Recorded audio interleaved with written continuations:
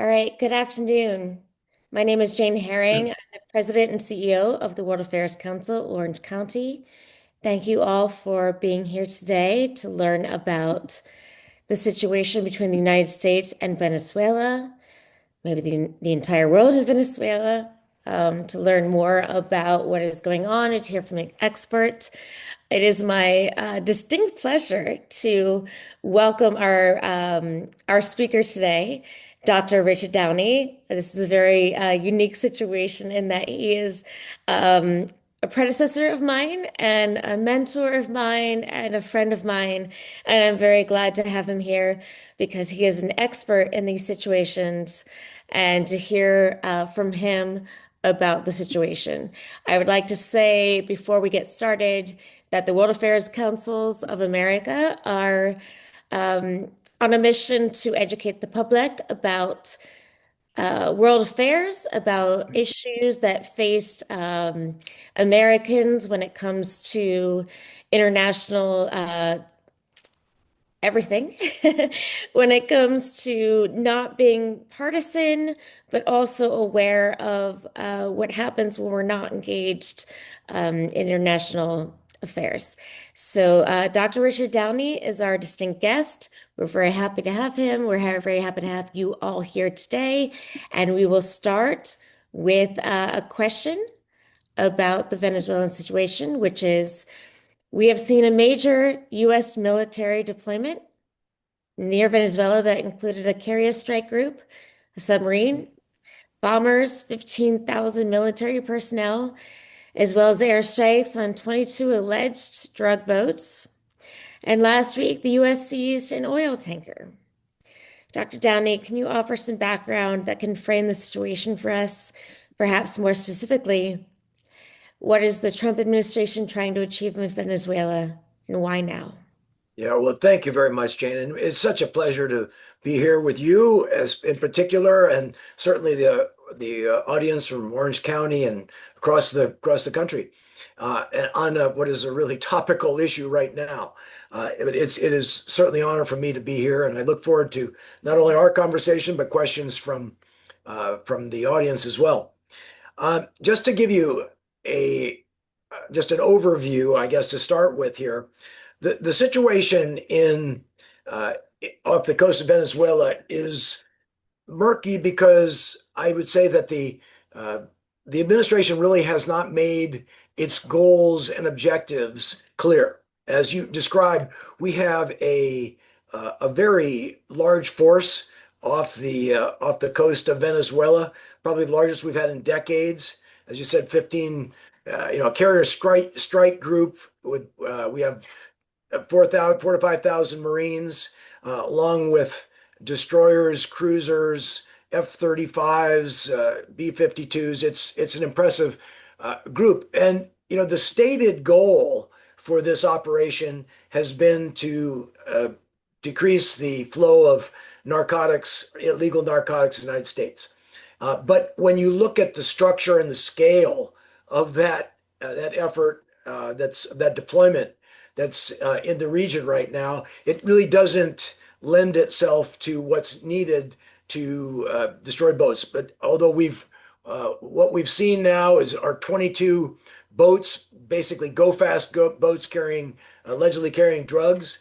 We've killed 87 people so far doing this, but that large deployment really doesn't lend itself to that kind of interdiction or destruction of assets. And we can talk about why that happened in terms of the designation of foreign terrorist organizations of these cartels and so forth.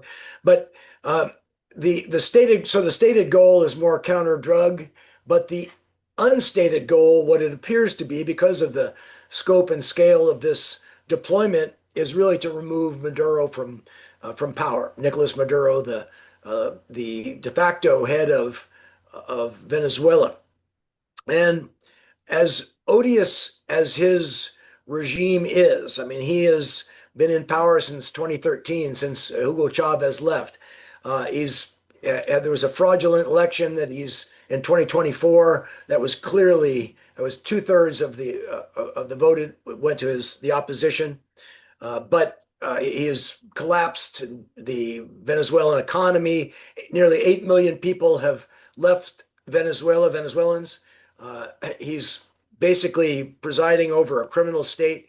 So it would be great that he goes. But the situation we're in now is that we either escalate to get him out or uh, or walk away, which is a problematic issue, is something we hopefully will discuss here.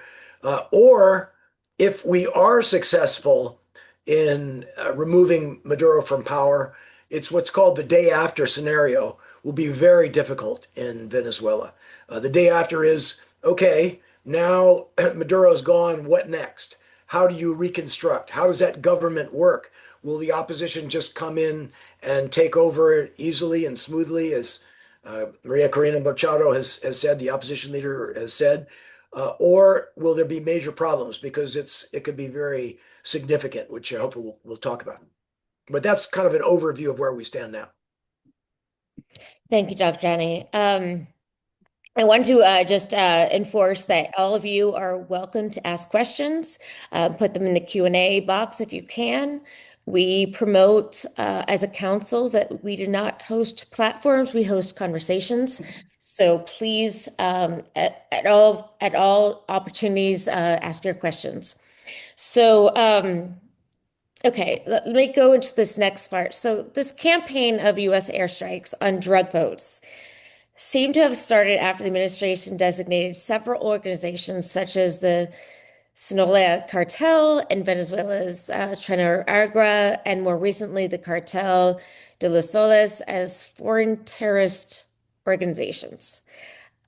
President Trump has also alleged that Nicolas Maduro, the head of the Cartel de Soles, what has this designation enabled the U.S. to do that was different from what we were doing in the past? And what are the implications? Yeah, so the in the past, what we have been doing in terms of trying to interdict drug trafficking was law enforcement based. We would basically the Coast Guard would, when we saw a boat like the ones that we've been striking and destroying, if we could find it, we would stop it, get the we'd search the boat. If there were drugs, they'd arrest the crew and that sort of thing. So it was a law enforcement operation. Uh, so what the Trump administration did was to say, look, these groups like Tren de Aragua, the Sinaloa cartel, a number of these organizations, and most recently the Cartel de los Soles, which I'll talk about in a second, um, were designated them foreign terrorist organizations. And what that meant, as far as the administration is concerned, is that they any operations against a foreign terrorist organization is the equivalent of going after an armed enemy. So what it did was give them the legal authority, in the view of the administration, to strike these boats, just to strike them out of the water. Of course, just this morning, as in fact you and I were talking before we came on the air there, but this morning there's certainly an issue, and has been for several weeks, about the second strike of the boat on the 2nd of September, when there were a couple there was the initial strike that killed 9, and there were 2 survivors clinging onto a boat.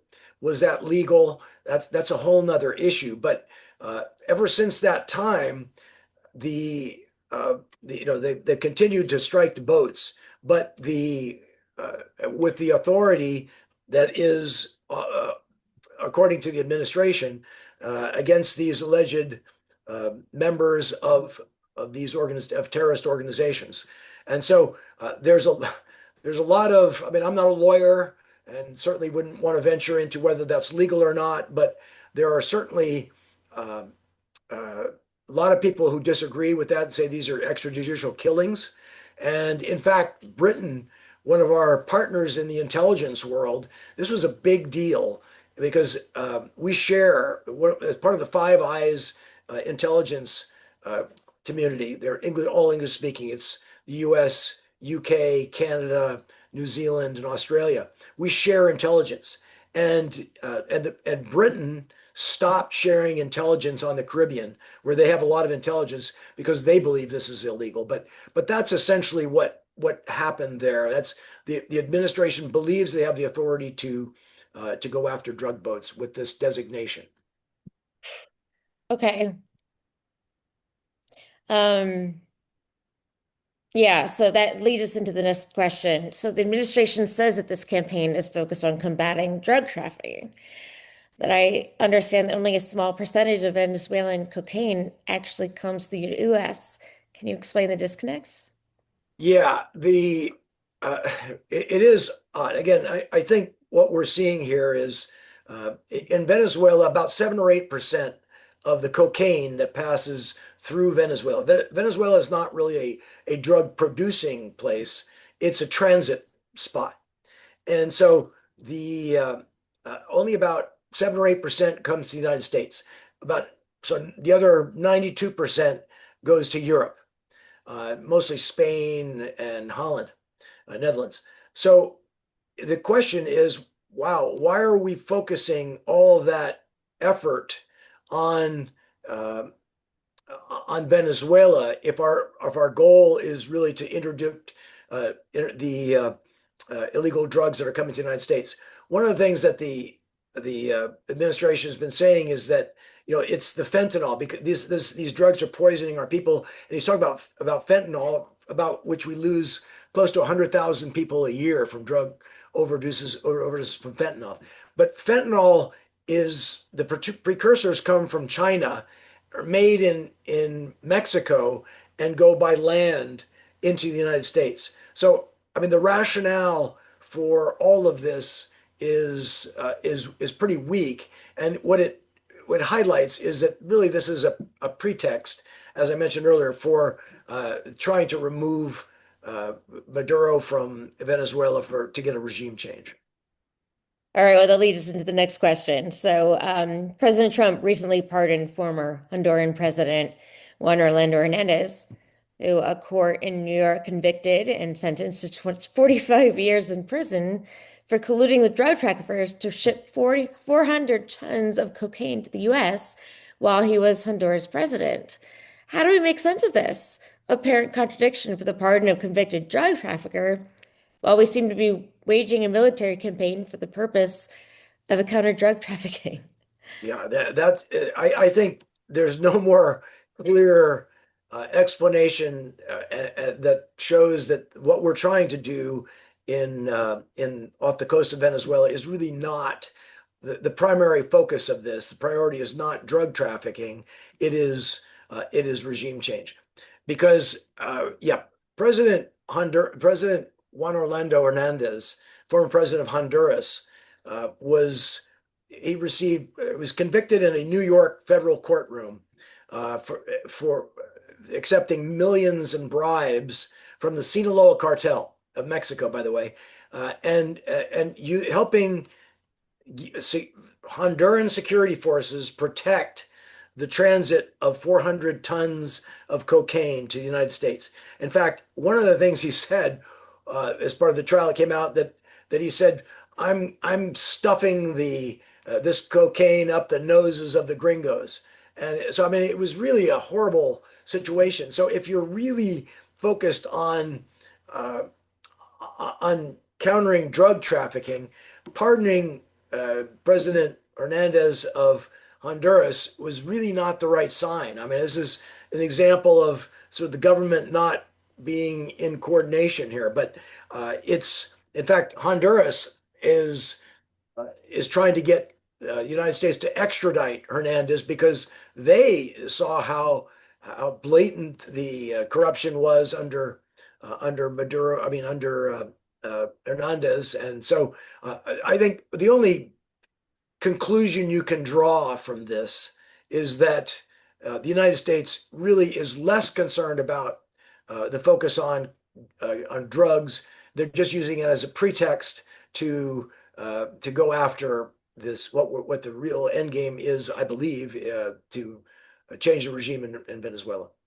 Well, that leads us into the next question. So, President Trump has said that Maduro's days are numbered and that there would be strikes in Venezuelan territory soon. Given all the military forces in the Caribbean, those strikes haven't happened yet. Instead, we've seen the oil tanker seizure and new sanctions on six other tankers. How would you explain the U.S. approach with the situation in Venezuela so far? Yeah, I think what we're seeing is sort of a strategy or lack of strategy unfold and shift. Because I believe what the expectation was from the U.S. is that uh, the intent was to bring all these forces down to Venezuela and do saber rattling, essentially to try and intimidate Venezuela, and for Maduro to say, "Oops, I better just leave," or to inspire a coup from the military to just get rid of Maduro. And so they were thinking that this would be just a show of force from the United States, 15,000 troops and so forth, um, would do the trick, and it has not. And so uh, we've put ourselves in a bind here.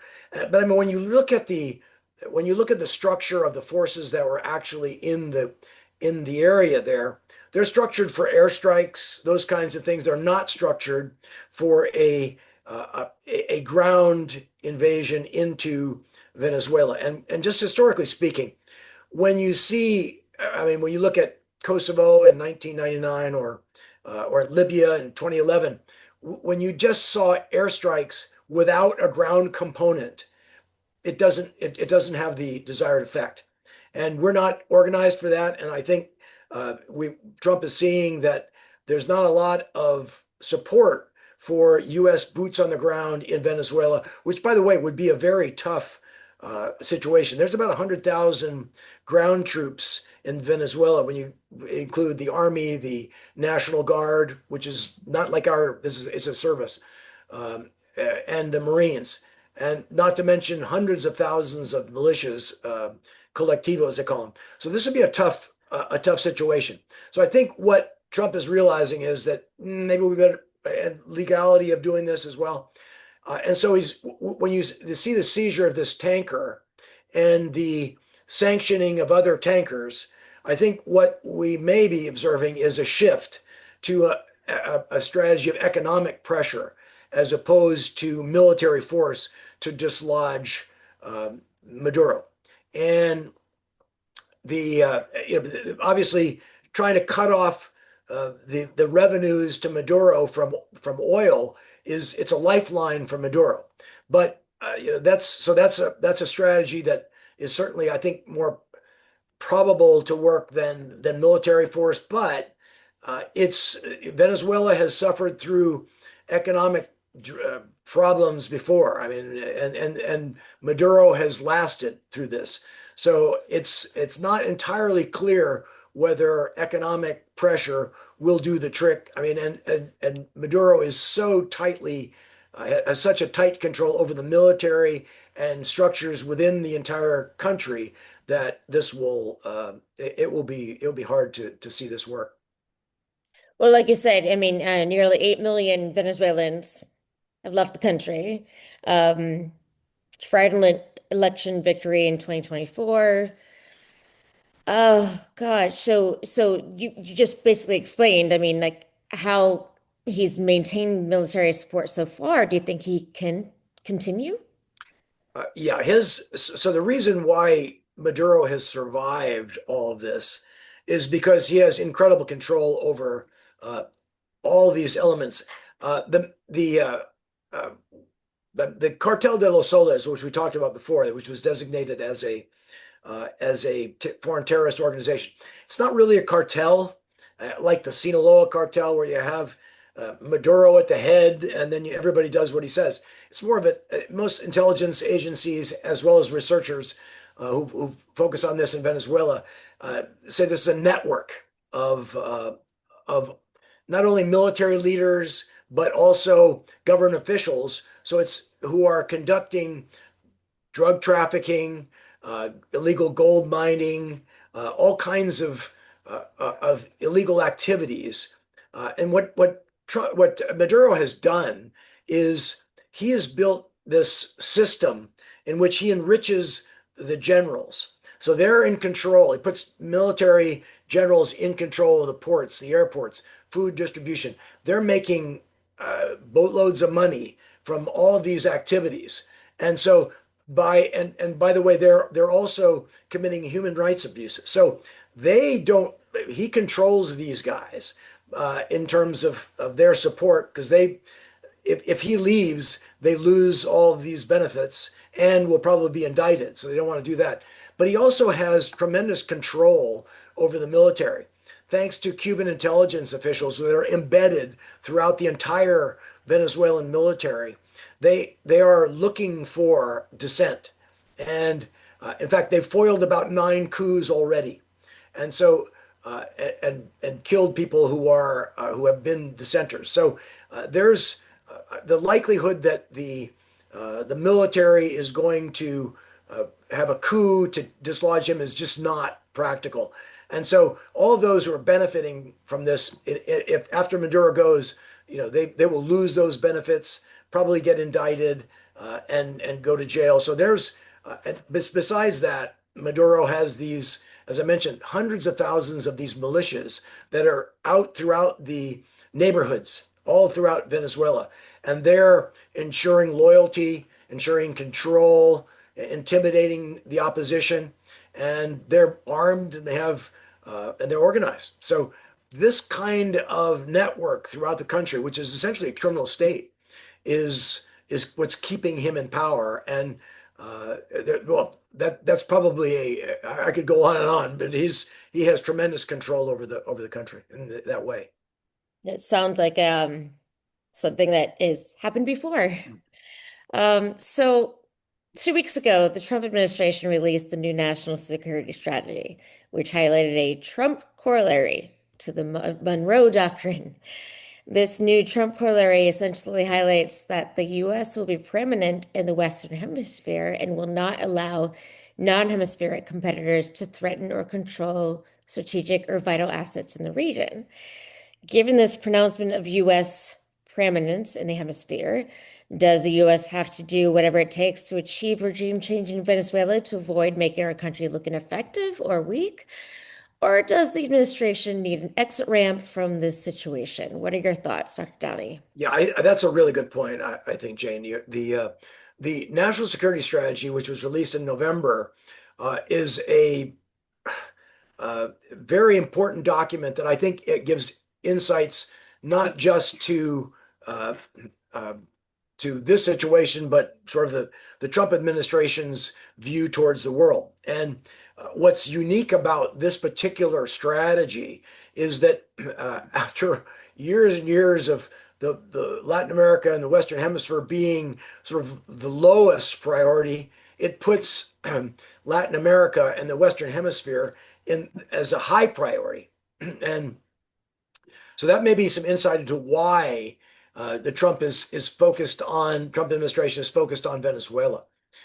Because, yeah, as you mentioned, the Trump corollary, and it goes back, for those of you who are not focused on the history here, the Monroe Doctrine from 1823 basically said, from President Monroe, said that United States uh, will keep other powers, other European powers out of this. This is the United States area, and you Europeans powers stay out. There was a Roosevelt corollary to it, which basically, this was Teddy Roosevelt, which said, we will intervene where needed in this region to create stability. And so how we intervened in places like Haiti and Nicaragua, and Dominican Republic, and other countries. So Trump in this document, the national security strategy, has said, okay, there's a new corollary out, and it's the Trump corollary. And basically, what we're going to do is this is the United States area. We're going to support the Monroe Doctrine, and we are going to keep all non-hemispheric powers out of this hemisphere. They will not threaten or have control over vital aspects or area assets in this hemisphere. So it probably is. It was just came out in November, but that's probably a great insight into why we're doing this effort on in Venezuela. The problem is that if you've once you're making that statement, and we're doing all this effort, this tremendous force off the coast of Venezuela, and we're saying, yep, Maduro's days are numbered. It's going to be easy to get him out and all this sort of things.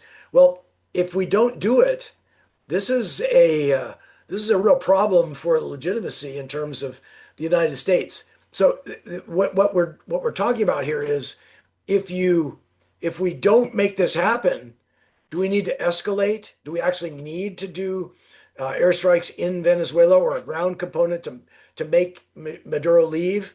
And and if we do, then as I mentioned, that day after scenario, that could be really harsh. I mean, hopefully it would work. The opposition says the Maria the president the Maria Corina Machado, who is the just received the Nobel Peace Prize a week ago. She's one of the opposition leaders. Was the vice presidential candidate, but she says, "Oh, we support the U.S. actions in Venezuela to remove Maduro because it'll be a smooth issue if once the government takes over." But that may not be the case, which hopefully we can talk about. Okay. Okay, so what happens after Maduro? Well, I mean, like you said, I mean, the transition to democracy was smooth, but given all the groups in Venezuela that support Maduro and officials that have been involved in criminal enterprises, do you believe they've transition will be as smooth as she said it would be? I mean, do you think that really? I mean, I would hope so. I hope so. But I mean, if you look at just historical examples, I mean, we've seen on our own history, Iraq. We thought we would walk in and we were told that we'd be greeted by flowers and chocolates to the troops by going in, and it was look what happened. It was years of warfare. Same thing in Afghanistan. We saw this in Panama as well. I was involved after just Operation Just Cause. There was a huge effort to reconstruct this. The Maria Machado says that this will be easy. It's historically Venezuela was a democracy, and we have legitimacy because we won the election. There was and people want this, and I mean I hope that's the case. But I mean the obstacles are pretty big if you think about it, because as I described earlier, the control that Maduro has over the military and the government. You've got, I mean, there are several scenarios that could you could think of here. I mean, okay, hopefully, scenario one would be yes, it's a smooth transition. But number two, it could be if Maduro goes that you have a military leader who decides that, I don't want to get indicted and sent to jail, so I'll take over. Or maybe you have a junta, or you have some group of competing generals that are, they're not likely, since they're all involved, they're not likely to support the new government. And so you've also got these colectivos, these hundreds of thousands of the militias that are out throughout the country who are ideologically supportive of Chavismo and Maduro, and they're not in favor of this new government. That's going to cause problems. You have Colombian guerrillas that use Venezuela as safe haven. They're going to be a problem, and I mean, you could have some other government official, like the Interior Minister Diosdado Cabello. Just as an aside here, for those of you who don't speak Spanish, I love this name, Diosdado Cabello. He's a very powerful guy, but in Spanish, Diosdado Cabello means God-given hair. I guess he has good hair. but anyway, but he could take over, and so this could be a tremendous problem if things don't go as smoothly as the government indicates. So it could be worse than we expect. And I apologize to you all. I did not give Dr. Downey's bio before we started this conversation because I felt like this was a time to get into the meat of the conversation. But he is definitely an expert. So, given his expertise in this region, the next question is, what do you think is going to happen? What is the most likely outcome? I mean, You know, we've talked about these definite possibilities, but I would like to hear your theory. Well, even if I had, again, I don't have a crystal ball, but if I had to guess what was going to happen, I would say this approach towards economic pressure is something that we can, that may be the most likely approach to get Maduro out. I mean, it's again, as I mentioned, we've Venezuelans have suffered through a lot, and with Maduro, and he's not left. So it's certainly not a sure thing. But I think the option of trying to go to strike inside Venezuela, particularly if it's supported by a ground component, to be able to make sure that we don't see a policy failure here to get Maduro out. I think we're it's more likely that we will go down the economic pressure path, and this could go for a longer term and say, well, we're working on this, and then Trump could declare victory on counter drugs because he's gone after the cartel de los soles and all these things, and I think it's more likely that this plays out because I have to tell you, it's a sad truth, as odious as Nicolas Maduro and his regime are, this criminal state that he's developed. And I absolutely believe Venezuela and the region would be better off without him. But the what we would face getting him out could be the case could be the end result could be much worse than leaving him there. As terrible as it sounds to say that, it the can of worms you would open up with this, with the again trying to uh, cleanse the military of what goes on, or the pardons that you'd have to give an amnesty to the groups to way down in the organization to make this work. It would be very, very hard. The military, the collectivos, the violence that could go on, the drug organizations would try to exploit the vacuum that is there, while the new government would try uh, to get itself in place. What would the U.S. do? Would we want to be embroiled like we were in Iraq, in Venezuela? Not likely. So it's the reconstruction effort would be huge. So I just see this more playing out in an economic pressure to hope he goes or to negotiate the departure of Maduro and then help in some way to avoid the kind of violence and that could possibly be. But that's where I'd see this going rather than some decisive act here, either through military strikes or anything else. I think this is a drawn out process over time. I feel like we've seen this before too many times, I think.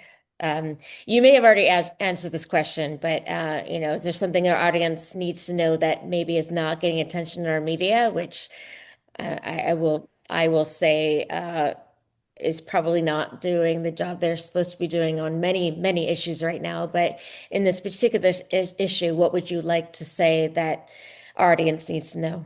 Well, I think you talked about it earlier in the here at the beginning of this webinar, about the audience being informed. The mission of the World Affairs Council, not just of Orange County, but I hope there's many of you from World Affairs Councils and throughout the country that are staying informed.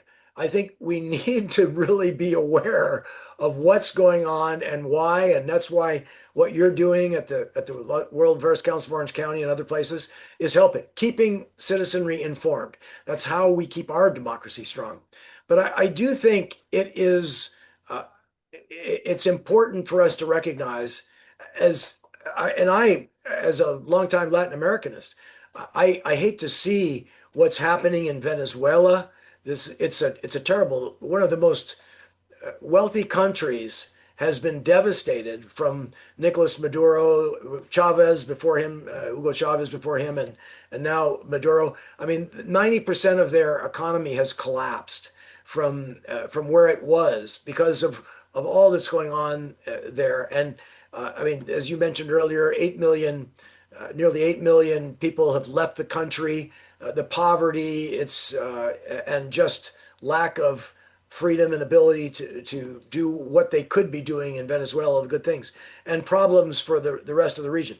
So with all of that, um, I would love to see Nicolas Maduro gone, but if it is, if the end result, if the end game would make things worse, I would hope that we would try uh, a more sustained effort that would get rid of him in the long run with less just disruption and churn throughout Venezuela and the region that could come from the day after scenario. So I'm fingers crossed. I hope things work out, but that would probably. But I hope we all stay informed and that we push towards a sustained effort to get him out that doesn't bring about tremendous turmoil in Venezuela and in the region.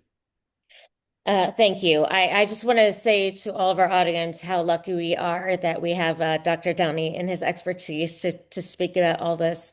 And again, thank you for the plug for what we do.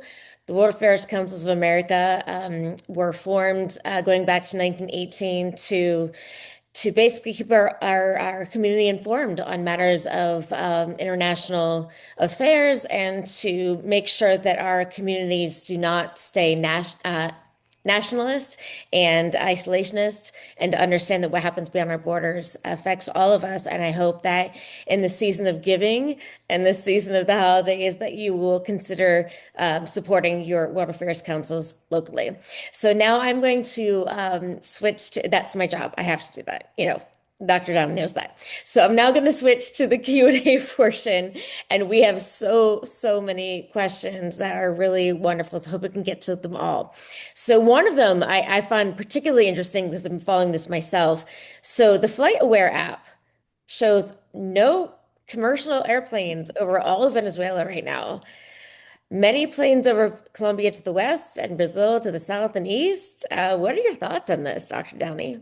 Well, President Trump did say, "Hey, I declare the airspace closed." But so what I think that is, and I wouldn't discount the fact that there could be airstrikes. This, as I mentioned earlier, that large force that's off the coast of Venezuela, we have a carrier there, the Gerald Ford, which has uh, probably 70 or so ships, planes, many of them F-18s. We have F-35Bs stationed in Roosevelt Roads off in Puerto Rico. We have B-52s. You could contend, and I think the intent has been to say, and this is Trump saying, he said, "Oh, we'll have strikes on land in Venezuela soon, and it'll be easier on land than on those boats in the sea."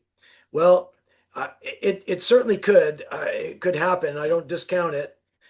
Um, but if he does that, it would probably be on counter drug dual purpose targets. For example, airports or airfields, ports, facilities, or infrastructure that is used to transit drugs through Venezuela.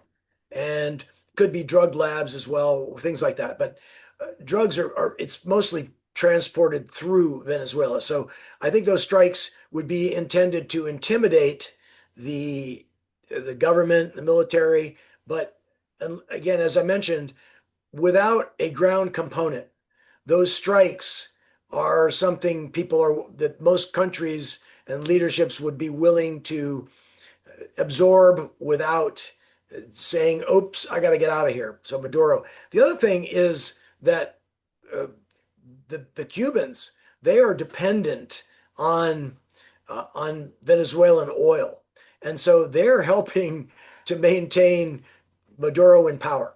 And that's why, as I mentioned, those Cuban counterintelligence uh, agents are not only throughout the military, they're keeping watch so that various intelligence agencies within Venezuela are watching each other. And so they're they want to make sure this all works, and that they keep Maduro in power. So it's likely that even if Maduro wanted to go, in fact, during the first Trump administration, that it was called a campaign of maximum pressure. And Maduro did want to go, and the Cubans kept him there. They said, "No, no, you can't go." And so he stayed and has. So he's weathered this before.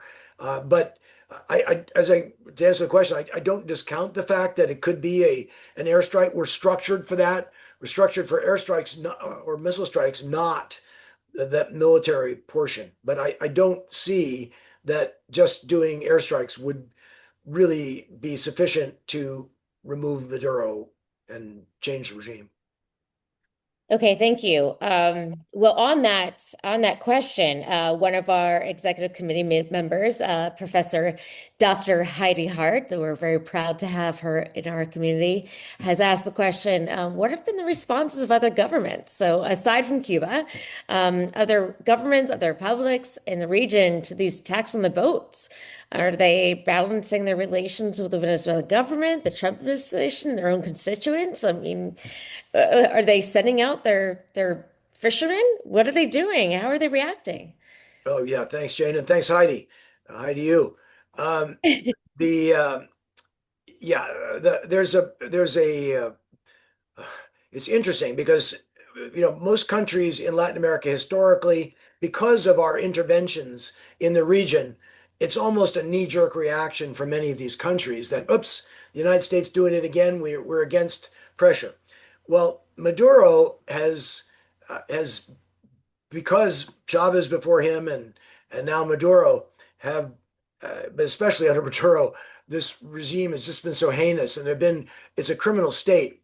You aren't seeing as much of that knee-jerk reaction against the United States willing to do this. You have the opposition in Venezuela, Maria Corina Machado, who was vice president, elected vice president in that election, or the fraudulent, what was stolen, and Eduardo Gonzalez Urrutia, who was actually the elected president because Maduro was able to say, "Okay, Machado, you're not allowed to run for 14 years." So she ran as vice president with Edmundo Gonzalez Urrutia, who is exiled to Spain.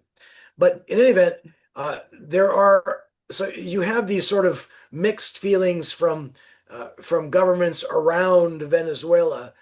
Many of them don't want to support Maduro. They certainly don't want to see the United States intervene. But you have people like Gustavo Petro, the president of Colombia, right next door to Venezuela, saying originally, now he has a spat with President Trump, so they're at one another's all the time on the social media against one another. But he said initially he said an invasion or an attack against Venezuela would be an attack against Latin America and an attack against Colombia. And he backed off that somewhat. But what you're seeing is this mixed bag, to answer Heidi's question, of countries that don't really want to support Maduro, but don't want to sanction a U.S. invasion. They would certainly prefer to see a negotiated settlement. And some have offered. Brazil has, for example, has offered to help negotiate an arrangement with Maduro, which, by the way, Trump refused early on. So we'll see. He's since then he's talked to Maduro without much result, but we'll see. But it's pretty mixed. But I'd say that most countries are hoping that there is not a military conflict that comes here, and that we get this resolved in some mediated fashion through either countries or some international organizations that would facilitate these kind of negotiations. And I'd like just to say there are so many questions and they're all wonderful. And I thank you all for participating. I want you all to know that what we do, like I said, we host conversations, not platforms. Every event that we do, whether live or webinar, is meant to bring about questions and conversations. So please continue to be involved and ask your questions and know that if we can't get them to today, we can still participate in other ways. So I'd like to get to the next one, which is not only a member of our executive board, but a member of the executive board of the World Affairs Council of America, which is our national board. Nassim Kader, if the U.S. crosses into de facto regime change, what does that mean for the region? Alignment, migration, norms against intervention. What are you seeing? I mean, this could mean huge consequences for the entire hemisphere. Yeah, it really depends on that day after scenario, that the day after scenario. And thanks, Nassim, for the question. It's a if Maria Corina Machado is correct, and that it's a smooth transition into this new government. I mean, obviously, she has reasons for saying that. She wants the United States to remove Maduro and so they can move in. But and ideally, that would, if the government came back and it was all smooth, it would be very nice. And supposedly, we would assume that these 8 million refugees would want to come back to Venezuela, and that this would be a once again a productive country amongst the various countries of the region working together. But I wish it were that simple. Right now, Venezuela is acting like a criminal state. So even if you just take out Maduro, you've got the military who have been enriched. They're already very wealthy through all of these sinecures and all of these deals that Maduro has given. And by the way, it's whether it's really not clear whether Maduro is telling people what to do, or he is, and more likely, he's aware of all of these illicit activities that are going on, but he allows it. He allows these generals and senior officials to do these things to enrich themselves, to illegal gold mining or through food distributions, or he gives the military control of the ports and the airfields, and all these things are revenue generators. And so he's aware of all of these illegal activities going on, but does nothing about it because that's how he gets support from these people. So for a new government to come in, you have to either just dismiss thousands of these people who are already integrated into this illicit network of crime throughout the state. So how do you get rid of that? How do you deal with that? Let alone, yes, Venezuela has had a history of democracy, but for the last 20 years or more so, it has not had those. So they have to rebuild those institutions, rebuild credibility while you've got thousands, hundreds of thousands of people who are pro Maduro, pro the Chavismo, the socialism, all these sorts of things. So it's going to be a very tough situation to get back to where we would all hope and want Venezuela to be. So simplifying all this, there are many questions in the Q&A that have to do with, is this all about oil? What are your thoughts on that? Well, it's interesting because as I mentioned, there was a call with Maduro and Trump, and Maduro, he was trying. He's a very clever guy. I mean, not in the positive sense, but he's devious, and that's what's allowed him to stay in power since 2013 now. And he offered Trump, he says, access to our oil. We'll give you whatever you want, our minerals. And Trump said no. So that you would think that perhaps that oil is not the main issue, but uh, oil, Venezuela has the largest proven reserves of oil in the world. Now that oil is uh, very thick, and refining it is very difficult. So it's not this great sweet crude oil, but there's a lot of it, and Venezuela has not been uh, as the production capability has dropped dramatically from where it was pre Hugo Chavez because they stopped investing in making the oil infrastructure work and repairs and all of that. And so the the uh, the the oil production has dropped considerably. Now, one of the deals that Trump made before all this happened, all of this was with uh, to allow the one of our oil companies, Chevron, to get access and to work with Venezuela over agreements that Trump that Maduro would allow these elections, that sort of forth. This was under Biden, and this and so Chevron had access to Venezuelan oil arrangements, and we could see more of that. And there may be, I mean, it seems, particularly when you look at the national security strategy that Jane mentioned earlier, the there's certainly an element of deal making and business making as opposed to geopolitics. I mean, what we've seen in previous national security strategies was this focus on geopolitics. It's the security issue. I mean, when you look at what Trump in that document talks about China or Russia, it's not about the geopolitics and security. It's about making deals. And so there may certainly be a motivation on the part of the Trump administration that has to do with oil, but it doesn't seem to be the primary factor at this moment, as it has appeared up to now. Okay, so this is a question for another member of our board. It's slightly political, but this is your military expertise, Dr. Downie. How do recent briefings by Hegseth and Rubio to lawmakers signal potential for ground operations? Is this typically standard course of action before a strike would be made? I think regardless of briefings that are made, you have to look at the structure of the force that's off the coast of Venezuela.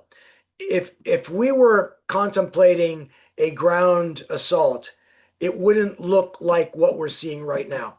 And I tell you this from my background. I was the chief of war plans at U.S. Army South when before the Operation Just Cause that went in 1989 to take out Noriega from Panama. And so when you look at that, I mean, we in Panama, just as an example, there were 19,000 Panamanian defense forces on the ground in Panama.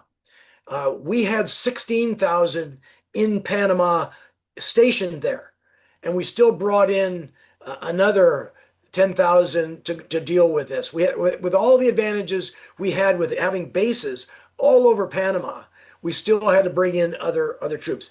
When you look at Venezuela, as I mentioned earlier, there's the army is about 63,000. The National Guard, which is another force, another military force, about another 23,000, another 13,000 Marines. So roughly 100,000, let's say. There's certainly Venezuela has air defense equipment from the Russians that is pretty effective, even though it's old. And so an attack on a ground attack would require a lot of forces. We wouldn't go in. We would, with the expectation that it would be easy. We would prepare for a lot of fighting, and the worst case would be that it wasn't. It's not. Would not be a force on force attack. Venezuelan troops, I don't give them a lot of credibility in terms of their readiness as a force.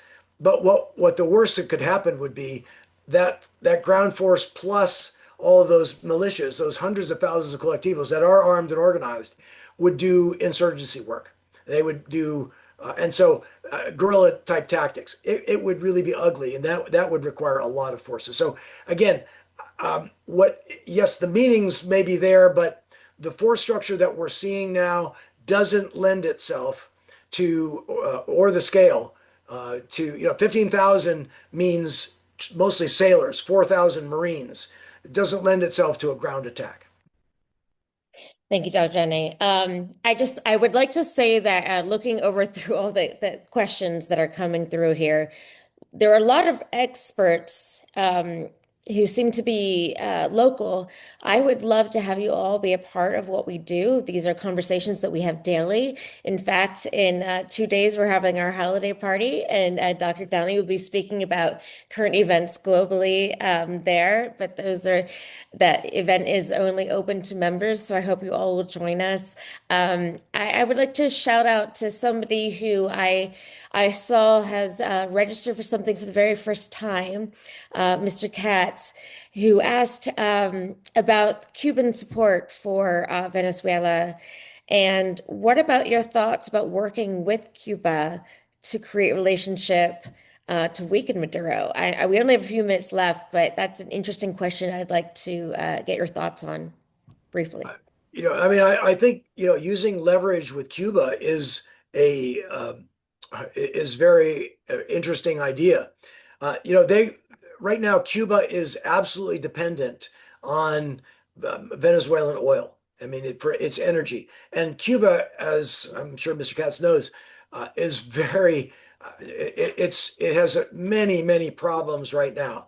I mean, there's a transition, of course, away from the Castros, and there's issues going on. This would be if we were going to reach out to Cuba, especially to give leverage in this situation in Venezuela, it would be expensive for us. But I think the problem is less functional than it is political, because what you have in with Cuba is Florida, the politics in Florida with the expatriates from Cuba, and as well as Nicaragua. I mean, you have groups there that are very politically powerful, and the idea of reaching out to Cuba to help them, to provide the oil that they need, to provide the support that they need, to reconstruct the mess that is Cuba right now. I mean, there's a lot of good things in Cuba. I've been there. But there is so much that would need to be done, and the support we need to give to make that happen. Uh, the political viability of that approach would be very difficult. But as a functional approach in terms of leverage against Venezuela, that would be really interesting if we could follow through on that. All right, thank you very much. I know we all have so many more questions, and we can continue this over and over again. If you would like to continue the conversation, please join us for our programs. We are so delighted to have Dr. Downey joining us again. We've missed you so much. I've missed you. Thank you all very much. In the season of giving, please consider supporting us, the World Affairs Council of Orange County, or your local World Affairs councils. What we do is nonpartisan. It's nonprofit. Our role, our mission is just to keep you all engaged in what is happening around the world and how it affects us locally, personally. But we also like to just be around each other and be around people who care. And that is why we're in this conversation today. So thank you very much, Dr. Downey. I can't wait to see you in a few days. And I hope to see the rest of you either at our holiday party or at a program going forward. Please reach out in any way if you'd like to be involved. And thank you for your curiosity and your time today. It is truly a gift. And enjoy this holiday season. Thank you. Thank you all so much. Really honored to be here with you. Thank you. Thank you.